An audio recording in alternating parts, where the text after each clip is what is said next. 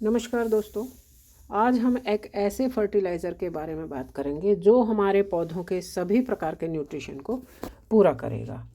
जो पौधों का जो पूरा कंप्लीट न्यूट्रिशन है वो होता है NPK, nitrogen, phosphorus and potassium.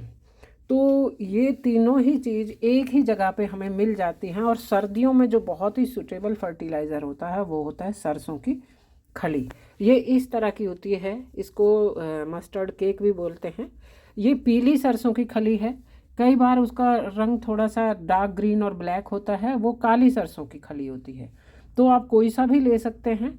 और आपको ये दो फॉर्म में आप डाल दे सकते हैं। इसको अपने पौधों में दो तरीके से दे सकते हैं। एक तो आप इसको पानी में भिगोकर 24 घंटे आपको इसको पानी में भिगो के रखना है, तो उसमें इसमें फर्मेंटेशन हो जाता है। और जितने भी न्यूट्रिशन होते हैं सरसों खली के, नाइट्रोजन इसमें सबसे ज़्यादा मात्रा में पाया जाता है।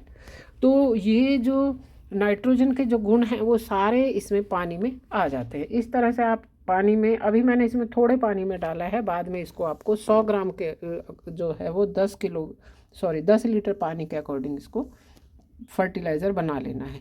24 घंटे बाद इसकी शक्ल ऐसी हो गई है, आप देख सकते हैं। अब इसको हमें 10 लीटर पानी में मिक्स कर लेना है।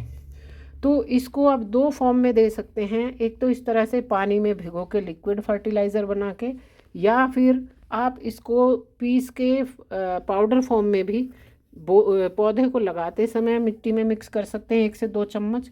या फिर जब आप नड़ाई गुड़ाई करते हैं उसमें उस समय मिट्टी में इसको 1 से 2 चम्मच आप एक गमले में मिला सकते हैं। तो ये चाहे फल वाले पौधे हों, सब्जियों वाले पौधे हों, हरी सब्जियों वाले पौधे हों, या हरी पत्तेदार सब्जी है, उन सभी में बहुत अच्छे से ये काम करता है। आप इसको निश्चिंत होकर दे सकते हैं, इसका कोई नुकसान नहीं होता अगर आप इसको सही तरीके से देते हैं। हरी सब्जियों में नाइट्रोजन की ज़्यादा ज़रूरत होती है, पत्ते वाली सब्जियों में, इसलिए उसमें ये बहुत इफ़ेक्टिव तरीके से काम करता है। लेकिन ये गाढ़ा बिल्कुल नहीं होना चाहिए। इसको आप चाहें तो थोड़ा और पतला कर सकते हैं, पतला ज़्यादा हो जाएगा तो नुकसान नहीं है। लेकिन अगर ये गाढ़ा होता है तो जो हरे पत्ते वाली सब्जियां हैं, पालक, मेथी, सरसों, उनमें इसकी परत बन जाती है और उसमें फिर फंगस हो जाती है। तो इसलिए इसको 10 लीटर में केवल 100 ग्राम ही डालना है। और अगर आपको लग रहा है तभी भी गाढ़ा है तो आप उसमें और पानी डाल दें, या फिर इसको छान के दे सकते हैं। जैसे बड़े पौधे हैं इनमें आप इसको बिना छाने दे सकते हैं। लेकिन जो हरे पत्ते वाली सब्जियां हैं उनमें अगर इसको आप छान के देंगे तो ज़्यादा अच्छा होगा।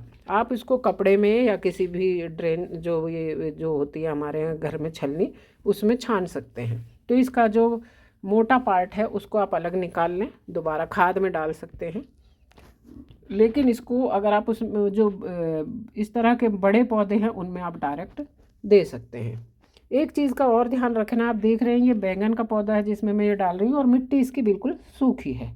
तो जब आपको ये खाद देनी होती है 3 से 4 दिन पहले आपको इसमें पानी देना बिल्कुल बंद कर देना है इनमें। क्योंकि इसमें अगर पहले से पानी गीला है तो ये ज़्यादा समय तक गीला रहेगा और इसमें फंगस के चांसेस होते हैं। फिर ये जो है जड़ इसकी गल सकती है और पौधा ख़राब हो सकता है। तो इसलिए ये सावधानी ज़रूर रखनी है कि 3 से 4 दिन पहले आप इसमें पानी डाल देना जो है वो बंद कर दें। थोड़ा सूखा होना चाहिए।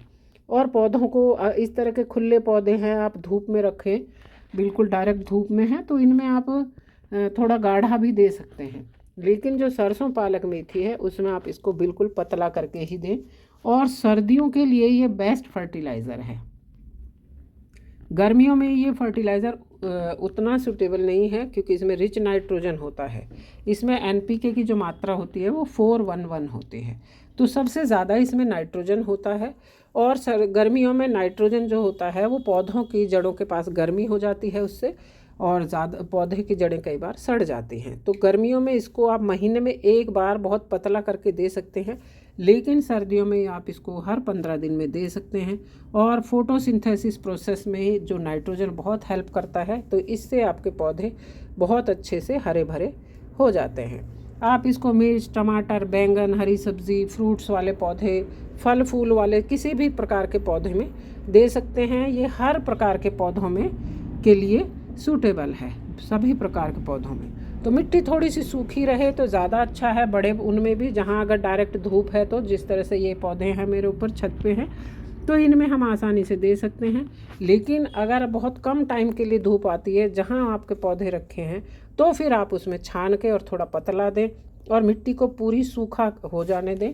उसके बाद 2-3 दिन तक आपको पानी नहीं देना है। जब थोड़ा सूख जाए तो उसको नड़ाई गुड़ाई सी उसकी कर देनी है, जिससे कि एयर का वेंटिलेशन जो जड़ों तक अच्छे से हो जाए और ऊपर की परत जो है वो जम के उसमें फंगस ना लगे। 24 घंटे से ज़्यादा इसको ना भिगोएं, ये सड़ जाता है। और इसको इसको प्रिजर्व करके भी आप नहीं रख सकते इसको, तो जितना ज़रूरत हो उतना ही एक बार में आपको इसे तैयार करना है।